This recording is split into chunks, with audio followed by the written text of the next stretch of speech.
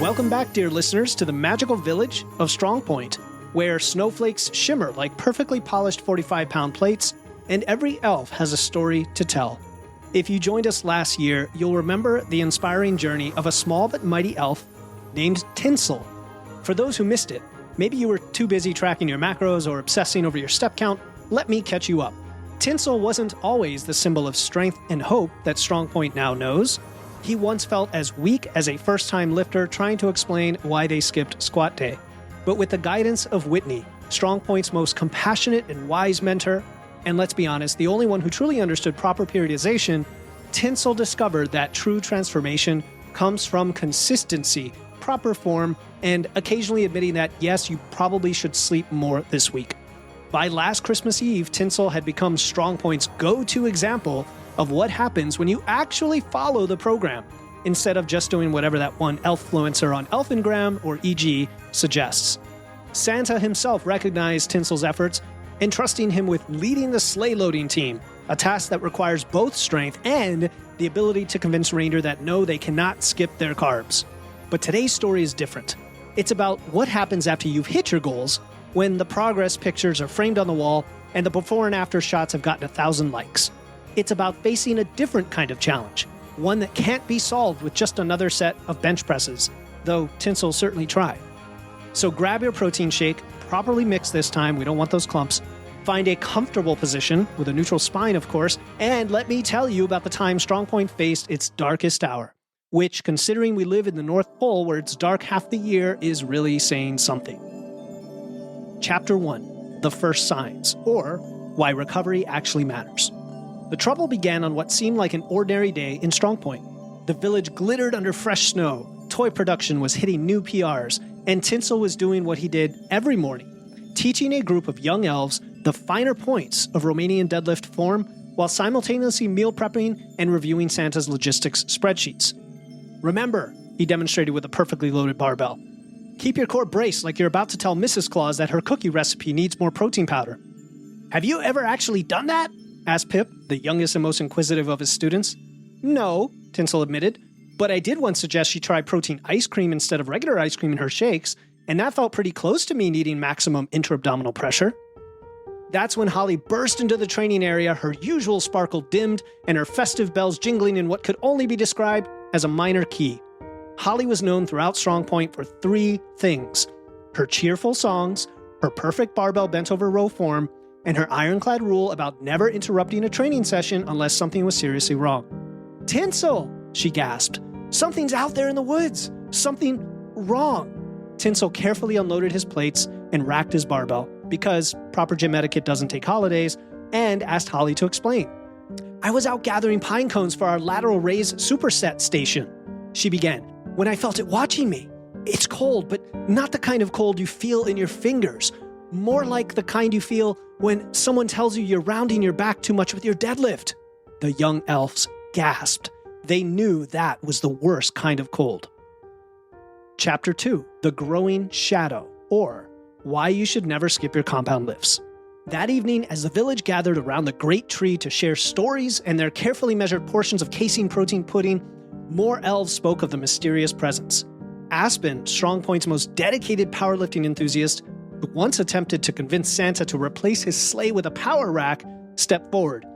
It drains your energy, he said, his voice unusually quiet. I went out for my usual lower body day, just a light session of back squats, leg press, and walking lunges, and I barely made it back. It's like something sapped my will to train. I even considered skipping my accessory work. The crowd murmured in horror. Aspen never skipped accessories, ever. Tinsel exchanged glances with Whitney, who had been quietly analyzing the situation while doing her evening set of overhead presses, because shoulder health doesn't take holidays either. This sounds like more than just seasonal fatigue, Whitney said thoughtfully, though I do think some of you could benefit from a deload week. But what could cause such weakness? Tinsel wondered aloud, absent-mindedly doing some trap bar shrugs as he thought. Even that time we accidentally replaced all the pre-workout with decaf elvish energizer tea wasn't this bad. Just then, Jingle, Strong Point's resident gym equipment mechanic and unofficial chronicler of weird stuff, pushed through the crowd clutching an ancient-looking book titled Supernatural Phenomena and Proper Programming Splits. I think I know what we're dealing with, Jingle announced, flipping through pages. The symptoms match perfectly with legendary accounts of the Shadow Wraith. Chapter 3. The Preparation Phase, or Why Programming Actually Matters. The revelation hit Strongpoint harder than DOMs after week 1 of a new high-volume phase. The Shadow Wraith wasn't just a legend parents used to convince elflings to rack their weights, it was real. According to these records, Jingle continued, adjusting his spectacles while doing standing calf raises, because elves are excellent multitaskers, the Shadow Wraith feeds on doubt, fatigue, and improper form. It's basically like that one guy at the gym who always has something negative to say about your technique, except, supernatural and actually dangerous. Whitney stepped forward, her strategic mind already mapping out a plan.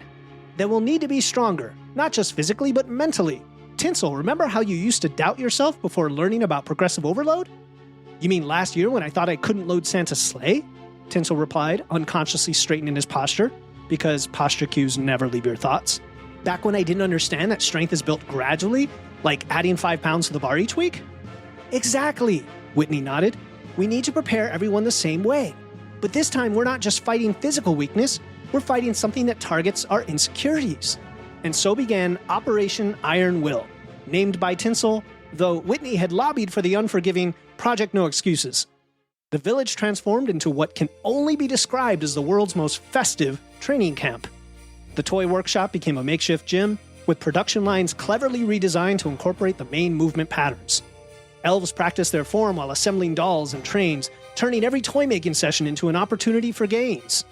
Mrs. Claus even got involved, reformulating her famous hot chocolate recipe to include 25 grams of protein per serving, though the first batch tasted suspiciously like liquid chalk. Tinsel established different training stations throughout the village. The Confidence Corner, where elves practice their compound lifts with perfect form.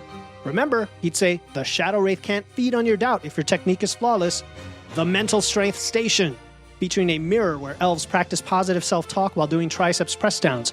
Your triceps deserve respect, became an unlikely but popular mantra. The Team Unity Zone, where partners spotted each other on bench press while sharing their fears and insecurities. Your spotters got your back, just like a vertical bar path has your spine's back during deadlifts. But not everyone was convinced. Bernard, the head of toy production and notorious volume addict, questioned the methodology. Shouldn't we be training harder? He argued during a village meeting. Maybe add some extra sets or triple our working weight? Whitney shut that down faster than you can say ego lifting. Bernard, she said patiently, when has doing more reps with poor form ever solved anything? Besides, you still haven't mastered the mind-muscle connection with your lateral delts. Bernard muttered something about lateral raises being overrated, but wisely didn't push the issue. Chapter 4. The Unexpected Challenge, or Why You Should Always Have a Backup Plan. Just as the village was hitting its stride in preparation, something unexpected happened. The Shadow Wraith, apparently not content to wait for a proper confrontation, began targeting individual elves during their solo training sessions. First was Snowflake, who is known for her incredible ability to train with effort, a few reps shy of failure. She came back from what should have been a simple push day, looking shaken. It made me forget how to feel my pecs engaging, she whispered, traumatized. I was just moving the weight around like a CrossFit athlete. No offense to CrossFit athletes, but proper technique is serious business in Strongpoint. Then came Peppermint's terrifying experiments during his back training. I was in the middle of my lat pull-downs, he recounted, focusing on pulling with my elbows and back like Whitney taught us, and suddenly this cold voice whispered, Are you sure you're not just using your biceps? He shuddered. I haven't been able to feel my lats since. The final straw came when the Wraith targeted Cookie, Strongpoint's most dedicated tracker of macros and training progress. He returned from his session crying out, It made me lose count of my PRs! How am I supposed to ensure progressive overload if I can't accurately gauge my PRs? Tinsel knew they had to act fast. The Shadow Wraith wasn't just attacking their bodies, it was targeting the very foundations of their training methodology. It was time to take the fight to the shadows themselves. But first, they needed a plan. And as any good lifter knows, the best plans involve proper warm-ups, strategic loading schemes, and, most importantly, knowing exactly when and how to execute the perfect rep with maximum effort. Whitney, Tinsel said, his voice firm with determination. I think it's time we show this Wraith the true meaning of training hard. Chapter 5. The Final Preparation, or Why Effort Beats Mind Games. Tinsel and Whitney gathered Strongpoint's most dedicated lifters in what they called an emergency programming session.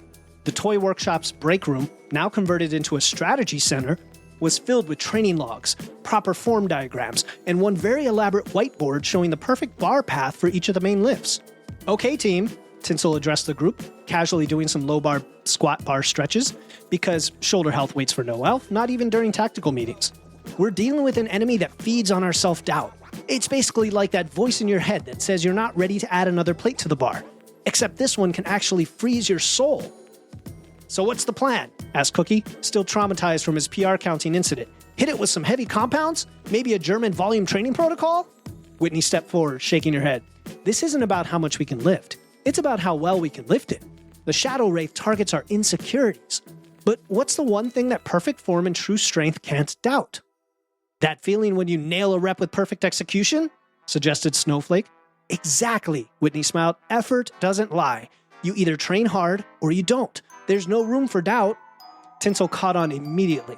So we're not just going to confront this thing, we're going to show it what real strength looks like. Not just moving weight, but moving it with purpose, with focus, with maximum effort, the group finished in unison. Chapter 6, Into the Woods, or The Pre-Workout Kicks In. The next morning, a small but determined group ventured into the forest. They carried their most reliable equipment, perfectly knurled barbells, carefully calibrated cast iron plates, because uneven loads are nobody's friends, and enough chalk to supply a teacher's convention.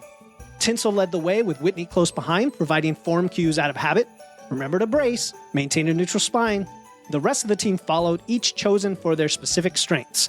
Snowflake, whose ability to train close to failure could probably bench press by itself. Cookie, who could calculate protein and a muscle gain calorie surplus in his sleep.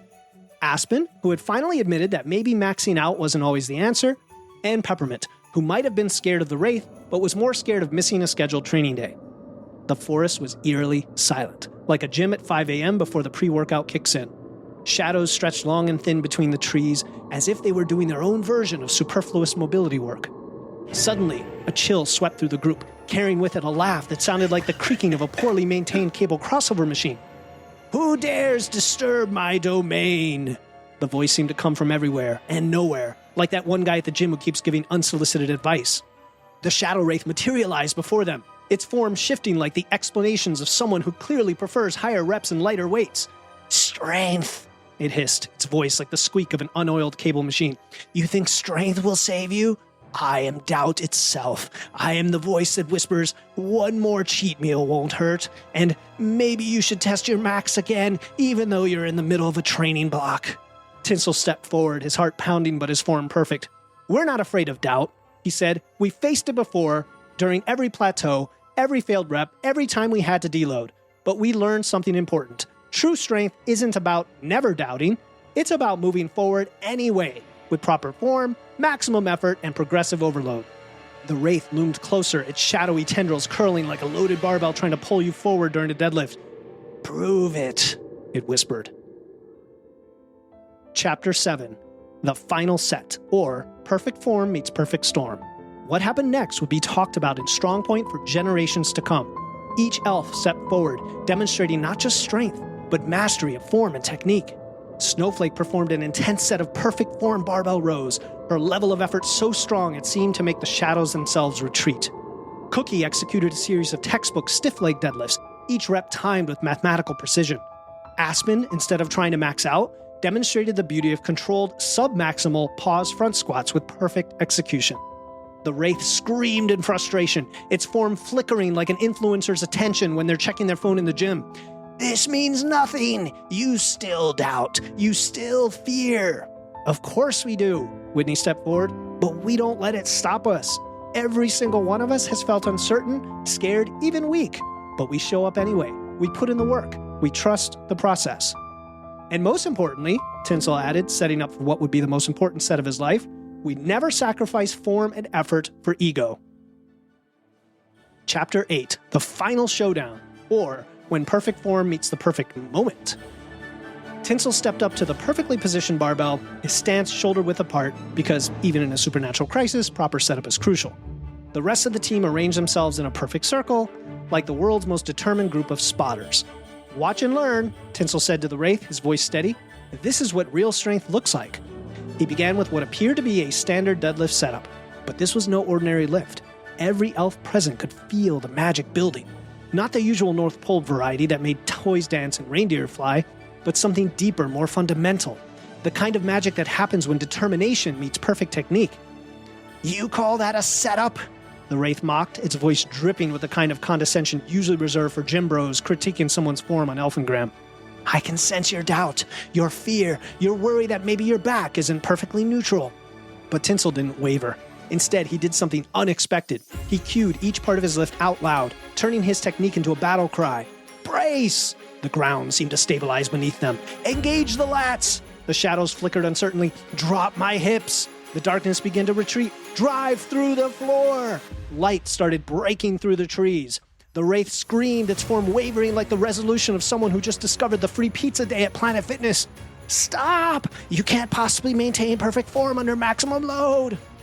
"Want a bet?" Whitney called out. "Show it your working sets, Tinsel." What followed was the most technically perfect series of reps ever witnessed in the North Pole. Each movement was executed with precision that would make a starting strength coach weep with joy. The bar path was so straight you could use it to align the stars. The other elves joined in, adding their own perfectly executed movements to the mix. Cookie performed overhead presses so precise you could set an atomic clock by them. Snowflake's lat pull-downs were a masterclass in scapular depression.